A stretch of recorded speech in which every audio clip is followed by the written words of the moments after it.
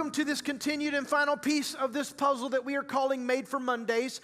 And I know that you've probably discovered by now that the Bible has a lot to say about your workplace. How many of you know? I don't know if you knew this or not, but there's about 850 passages in the Bible that talk about your work. And it's probably fitting and reasonable because I don't know if you knew this, but you're going to spend 33% of your life at your workplace. How many of you are thinking, no, Pastor Tim, it's more like 94%? And I know why it feels that way. Did you know that you were going to sleep 26 years of your life, you're going to work 26 years of your life, and you're going to be on the toilet 2 years of your life? That means you can't even go on a date until you're 54 years old. You know what I'm saying? Life is gone. And if you remember in week 1 what we discovered that about 1 in 4 people are fulfilled on their jobs, and Gallup polls actually suggest now that about 50% of the people actually like the jobs that they do. And how many of you are thinking, but how many of you remember your first job? How many of you remember how little you got paid on your first job? Some of you so old, you made like $0.25 an hour. You know what I'm saying? No, I'm just kidding. I remember my first job, I'll never forget, it was at Bay Landscape. My mama got me a job when I was 15 years old at Bay Landscape. If you're familiar with downtown Fairhope, where the McGuire's pub is now, used to be Bay Landscape. And I'll never forget, we was digging ditches and putting in sprinkler systems in that hot Alabama sun. And back in the day, like you could just ride around town in the back of a pickup truck. Does anybody remember those days? And so we'd hop in the back of the pickup truck and ride around for lunch. And this job was so bad, people would just jump out of the truck, get in their cars, and drive home at lunch. And I wanted to quit. My problem was my mama dropped me off at work. And so I could either die out there digging ditches and putting in sprinkler systems, or I could die calling my mama, telling her I quit. So I just figured I'd die in the heat of the sun. You know what I mean? And then I remember my second job. You're not going to believe my second job. My second job, I was a painter. You hear something equally funny? Your esteemed, dignified lead pastor, Chadwick Ryan Stafford, he was the other employee as a painter. We were painters. Can you imagine that? I was scared. I'll tell you something more scary. Do you want to know who our boss was of this little paint company? Only your senior associate, Pastor Charlie Stafford. Talk about a tough boss. Why do you think we went to college? Because he fired us. You know what I'm saying? It's like, no, really, I was like, Pop, I can't spend another 2 minutes cleaning this paintbrush. I'm going to college. And then some people have no idea how they ended up in the occupation and job that they currently serve in. Anybody have no idea how you just woke up one day and you're driving to a place that you never could have imagined? I've discovered that a lot of people don't really know why or how they ended up at the place of their occupation. Did you know that 52% of college graduates actually end up taking jobs that do not require a college degree? Only 15% of college graduates actually find jobs in their specific field of study, and about 40% of those college grads end up making college equivalent money in their first few jobs. And then some of you are saying, Pastor Tim, I have no idea how I ended up where I ended up. I just know that I have to be bathed in the Spirit of the living God. I have to be filled with the Spirit. I have to pray the prayer of Carrie Underwood. Jesus, take the wheel just to drive to work. You know what I'm saying? Because I work with El Diablo himself. And I think for a lot of us, we think of terms of our occupation or our jobs, and it is a truth, and it's an intense statement that you're going to spend 33% of your life on your job. But I think sometimes we ask questions like, well, do I love my job? Do I like my job? Am I successful at my job? Am I fulfilled at my job? And what I want to propose to you this weekend is maybe the question that we should be asking about our work is not necessarily whether we love it or hate it. But the question that we should be asking is, have I honored God on my job today? And there's this passage of Scripture in the book of Colossians, chapter 3, verses 22 through 25, that helps us immensely figure out how I'm supposed to show up every single day at the workplace and not just make a difference, but also honor God while I'm there. The book of Colossians, I want to take just a moment to help you kind of understand this book. There's 4 chapters in the book of Colossians. The Apostle Paul, who was probably the most important Christian in the New Testament, wrote this book. Now, he wrote it about approximately 60 to 62 AD. And he wrote this book to this Colossians church. So these Colossians, think about it this way. Colossae was a town about 100 miles east of Ephesus, so I want you to think modern-day Turkey, like the Mediterranean. And this was a little coastal town on the Mediterranean that Paul actually had never met these people, these Colossians.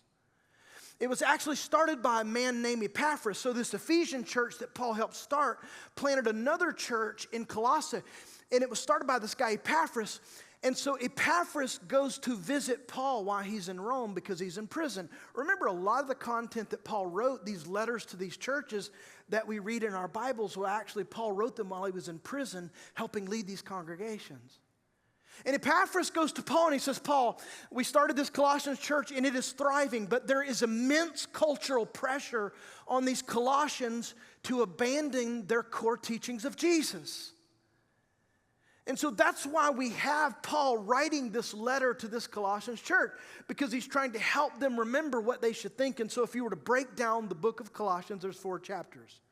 The first 2 chapters are exactly what you would think. They're Paul telling these Colossians exactly what to think about Jesus, helping them think about their theology, his character, what he's like, helping them remember who they invited into their world. And it says things in the first 2 chapters like, Jesus is preeminent and all-sufficient, that Christ is the image of the invisible God, that Christ, in him are hidden all treasures of wisdom and knowledge. It says in the first 2 chapters of Colossians that Jesus is the Redeemer and reconciler of all things. It says that Jesus is above all human tradition. And so in the first 2 chapters, Paul really helps this church think about what they should believe about Jesus.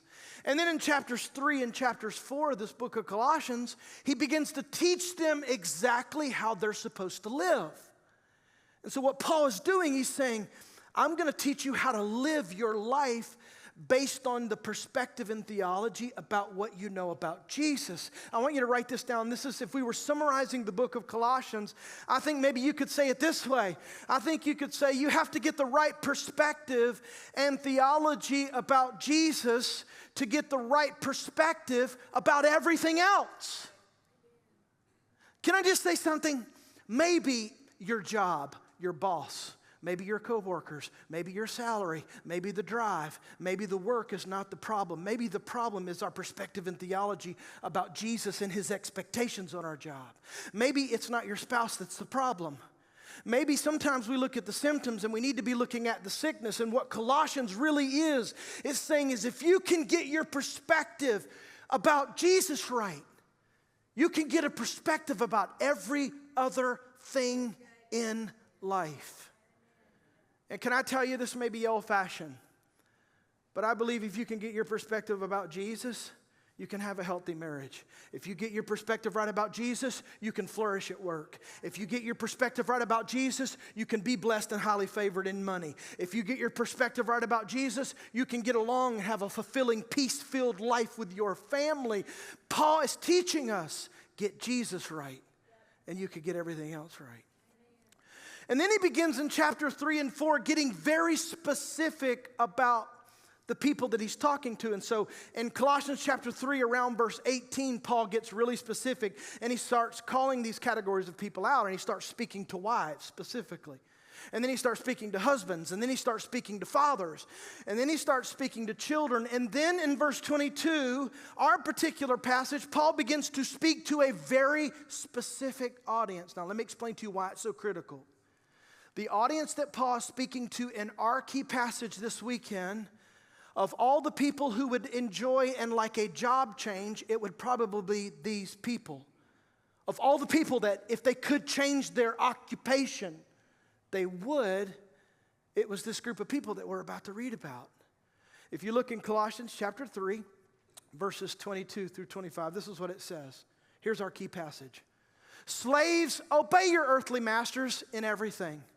And do it not when their eye is on you to curry their favor, but listen to this language, with sincerity of heart and reverence for the Lord. Whatever you do, work at it with all your heart as working for the Lord, not for human masters.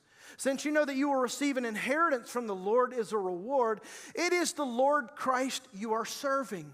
Anyone who does wrong will be repaid for their wrongs, and there is no favoritism. Our key passage this weekend, Colossians chapter 3, verses 22 through 25. I want you to write 6 rules down for Christians at the workplace. We're going to look at Jesus' employee manual this weekend.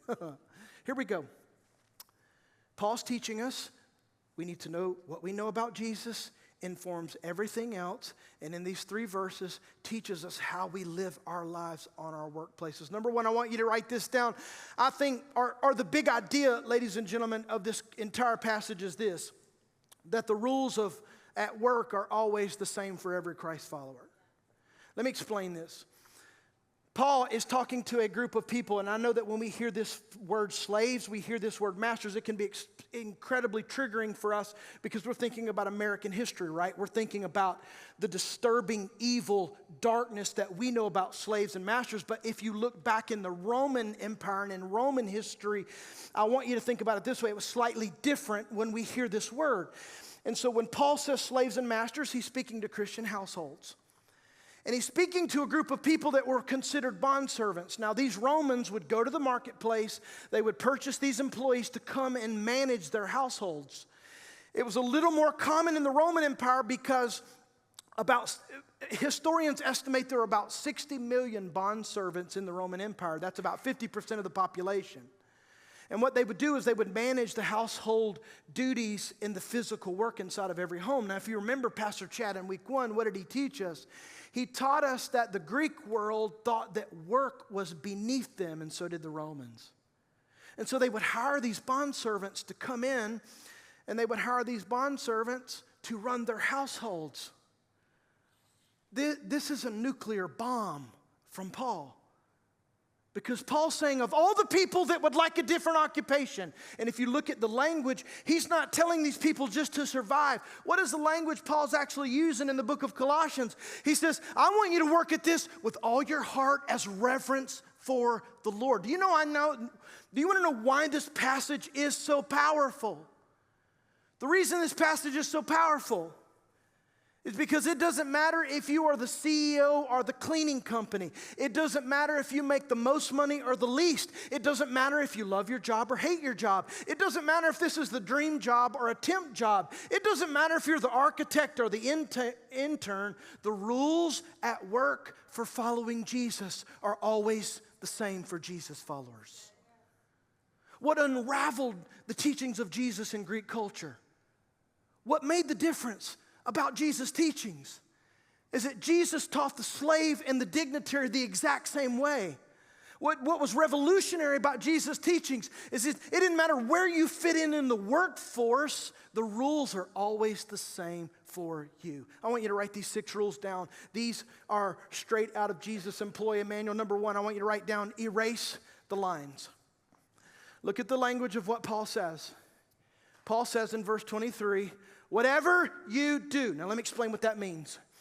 It means that whatever occupation you find yourself in, that occupation is spiritual. Now I'm not going to assume that when you were 10 years old you dreamed of the occupation that you're currently working in, right?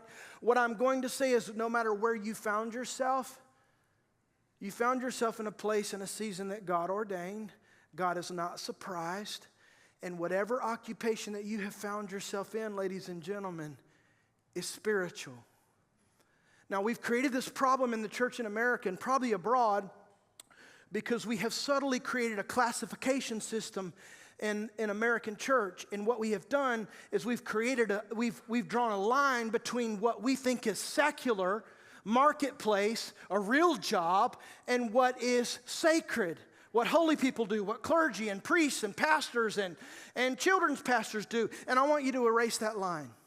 We've created this line between what we think is human work and what is holy work. And what is dangerous about this idea is that the Bible teaches something completely different. I think religion teaches that you have to come to a spiritual house to do spiritual things. I think if you're not careful, you think that you got to come to church in order to worship. You have to come to church in order to bless others spiritually. And what this idea that we're about to talk about, erasing the lines, helps you recognize that whatever it is that you do is spiritual work. Religion teaches that you have to come to a spiritual house to do spiritual things. The Bible teaches something very different. The Bible teaches what is called the doctrine of the priesthood of all believers. Everybody say priest. Now I know your palms get sweaty because you're like, Pastor Tim, you telling me I need to be a priest? Well, kind of.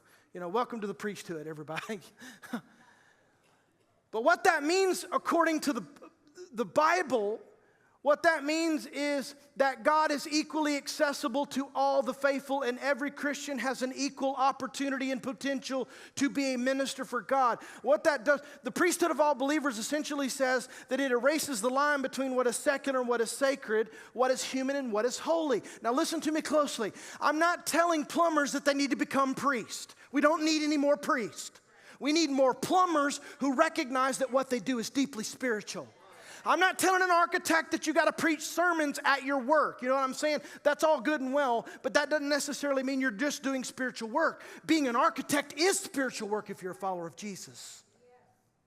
And I think sometimes what we think is that, well, I got to put a little Christian slogan on my business card, or I'm not pleasing God, or I've got to preach a devotion at my work, or I'm not doing the work of the ministry. Charles Spurgeon said it this way: should the Christian shoemaker put little crosses on his shoes? No, he should only make the best shoes in the world. And so the rule at work for us being a priesthood of all believers is simple. It's recognizing that everything I do as a follower of Jesus is spiritual and sacred and making a difference. Whether I quote the Bible on the job or whether I just learn to treat people with dignity, honor, and respect, everything I do matters. If you're an architect or an engineer or a landscaper or a framer or a fishing captain, can I just tell you, your work is sacred and holy and can be pleasing to God. This idea has never been more evident to me than when I was a senior in high school. Because if you don't know, I played at Daphne High School. I went to Daphne High School, 1993, let's go. I'll just tell you, I'm 49, stop doing the math. And when I was a freshman at Daphne High School, I encountered a man named Lloyd Skoda. Never met Lloyd Skoda. Lloyd Skoda was a country coach from North Mobile that I'd never been around before. But over the course of 4 years at a public high school, no human being influenced my life like this man, Lloyd Skoda. This man, Lloyd Skoda, would show up to baseball practice, and he would look at the team and go, guys, I've been praying about our practice, and I think we should do it. And I'd be like, Lord, we're doomed. If the Lord is on his side, we're going to be in trouble today. He wasn't a weak man. He wasn't a soft man. Lloyd Skoda is the winningest coach in Alabama history, has more state champions than almost any other coach, and he did it in a godly and amazing way. The reason I tell you that is because a pastor didn't lead me to Christ. A public high school baseball coach did. You have more influence in your job than you give credit for, because your work is sacred. And I think one of the things Jesus would teach us, and I think Paul was saying to these people, whatever you do, erase the line, because there's no distinction between sacred and secular. Number 2, write this down. I think if you were looking at Jesus' employee manual, he would tell you to get your fight back. If you look at what Paul says, it's common language to what Jesus always said. When you read the teachings of Jesus, Jesus was always concerned, convicted, focused on the condition, attitude, and posture of your heart. What does it say in verse B of verse 23? It says, work at it with all of your heart. I can tell you that I hear a lot of language about people who find themselves in jobs they don't love. A lot of the language that I hear is this: well, Pastor Tim, I want to do a good job, but my heart's just not in it. Can I tell you, some of you need to go all in the job that you currently have now. And here's why. If you won't engage your heart in the job that you have now, Jesus cannot give you the job that you want. If you won't go all in where you are, God can't give you the thing that you dream about. And what I've discovered about a lot of people is that sometimes we want God to promote us to a place of favor, and we can't be trusted with what He's already given us. And if you read this language, there's so much expectation in this passage, because Paul's talking to a group of people that if they could have done anything else, they would have. And he's going, I don't want you to go through the motions. Oh no, I want you to serve with sincerity. I want you to do it as reverence for God. I want you to work at this with all your heart. The first few weeks of this series, Pastor Chad gave us such incredible content on how to show up as an employee, a leader, as a boss. I want you to go back and look at that on those practical ways that you can show up and be successful in your workplace. But I can tell you, if you want to please God on the workforce, you have to engage it with your heart. Number 3, I think Paul would teach us that we need to rethink your authority. If you look at the language in Colossians chapter 23, what does he say? He says, as working for the Lord, not for human masters. What I think Paul was saying is that sometimes we allow a bad boss or El Diablo who works with us, or a toxic coworker or a nagging partner, we allow them to throw us off of our game. And what Paul's saying is you need to rethink your authority. You need to rethink your authority, because what you need to recognize is that all authority that's been given has been given by God. And if you would learn, this is the way I say it, and I think this is important, you need to learn to work through your authority to God as authority. For some of you, it's so difficult for you to serve. Now let me say this. Some of us just simply have authority issues. And we know who you are, because we have to park you every week. And say, oh, I hate to be his boss. Can't even tell him to park right here. Gets irritated. And some of you have authority issues, and listen to me. All I'm going to tell you when it comes to authority issues, if you have them, is that it is going to limit the favor, promotion, protection, and provision that God can provide for you. All I will tell you, if nobody can't tell you nothing, then you're going to limit the amount of promotion and provision that God's going to put into your life. Here's why. I'm going to give you a personal philosophy. I believe that all authority is given to us from God. Now, I didn't say all good authority, because there's evil authority. Did you know in the book of Peter, Peter actually has a sentence about honoring Nero, the most evil king of all time? And it goes, you have to honor the emperor. That's why I don't tolerate language about any presidential candidate or any presidential person. I don't care what line or who they are. Why? Because if you see God as the person putting people in authority, we need to be real careful about how we say it. And the book of Romans teaches us, and this is so important to hear, the book of Romans teaches us in chapter 13, verse 1, it says, everyone must submit to governing authorities, for all authority, everybody say all, comes from God, and those in positions of authority have been placed there by God. Now, I just want to share something. I'm not a big parent specialist. I don't try to talk about how good of a parent I am. My wife's a good parent. I don't know about me, but I'm going to tell you this. I'll tell you this. My kids survived elementary school, middle school, high school, and college. They both survived it. They made it through it. They played multiple sports in elementary school, high school, middle school, high school, and even in college. And they made it. And I want you to listen to me closely. Not one time in all those years have we ever removed them from a bad coach or a bad teacher. Ooh, it's about to get icky. Let me explain to you why. This is just my personal philosophy. Did they have bad coaches? Absolutely. Did they have some teachers that I wish were not their teachers? Absolutely. But instead of focusing on us always correcting the teacher or replacing the teacher, you know what he told our kids? We're like, hey, wait a minute. One day you're going to face an employer or a boss or a coach, or you're going to have a work environment that you need to learn to thrive in, although the conditions are not perfect. And so you better learn now to deal with, go ahead and clap, you can. Learn to deal with toxic people on a micro level, because I can tell you, you're going to find yourself in a workplace where you have to thrive, and the people in front of you, behind you, above you, and below you don't want you to thrive. I know what you're thinking. Some of you are like, well, Pastor Tim, I imagine that your children can't spell because you let them have bad teachers. Have you read the Harvard Business Review? The number one attribute of successful employees in businesses and organizations is not IQ. It is EQ. It's not how smart you are, it's the amount of your emotional intelligence. It's not how brilliant you are, it's how well can you play with others. That's actually the determining success for your life at work.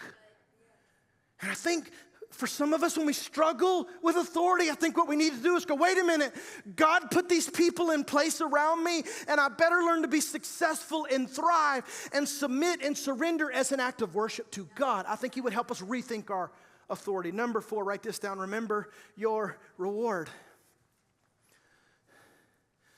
Here's what I know. I know that some of you work harder and you are more valuable than your paycheck. That it ain't enough. As a matter of fact, in our economy, if 3 years ago you were comfortable, you are probably strapped now unless you got a big raise, right?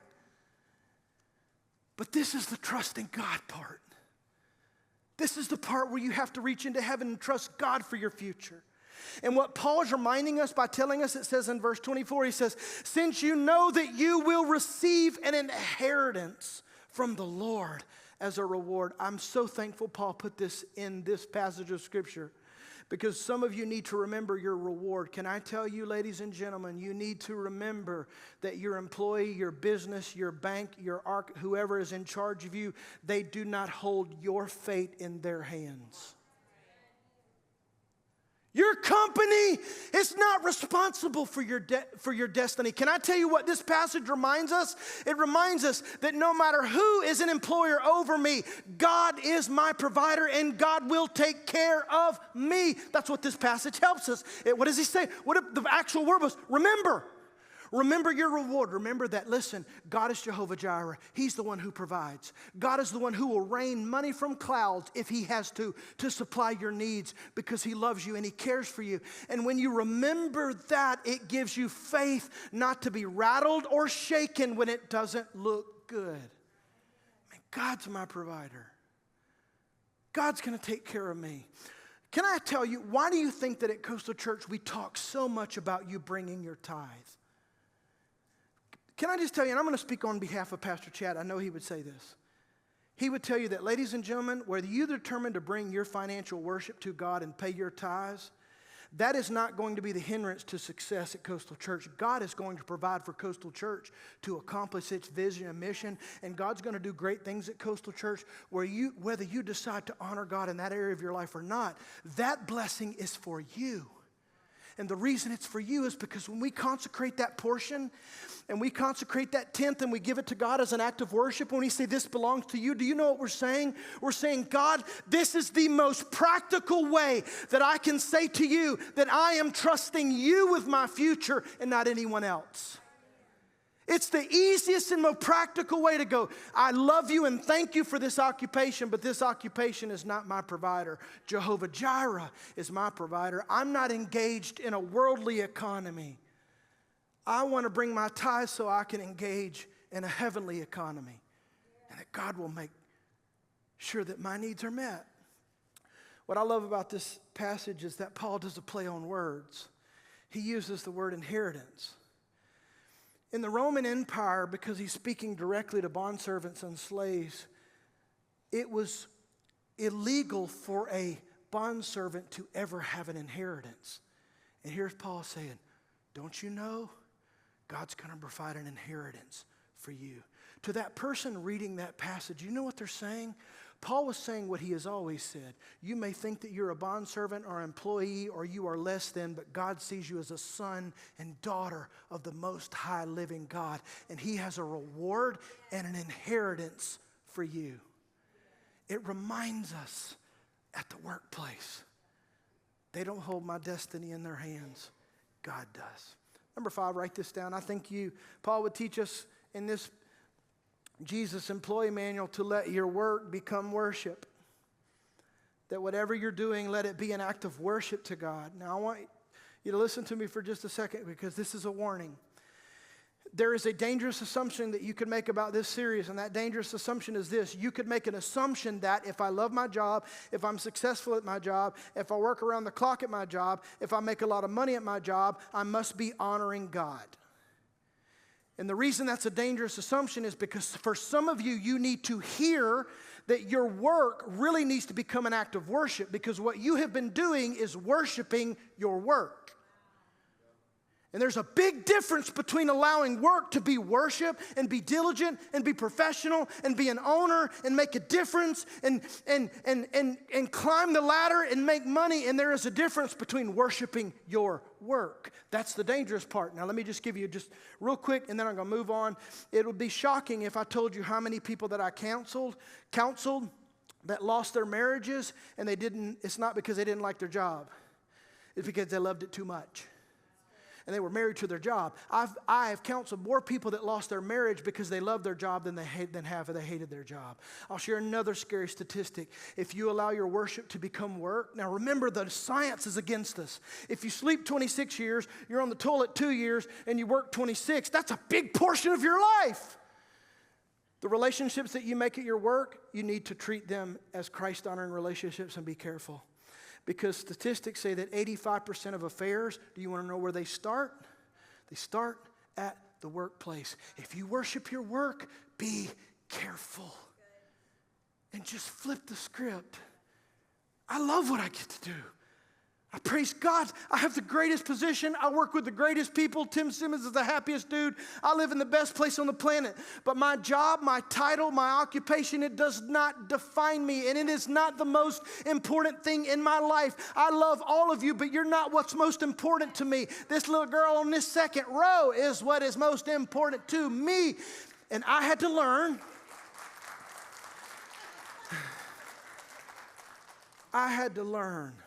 The hard way. Don't worship your work.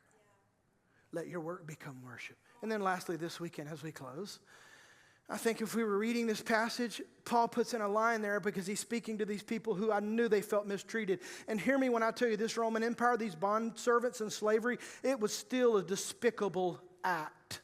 Because they purchased them at marketplace. They gave them limited freedoms. They had more freedoms than you would assume, but it was still, they were limited in their freedoms. They had to stay in these households as bondservants until they paid off their debt. Because Paul knew they were being mistreated, or he would not have added this line.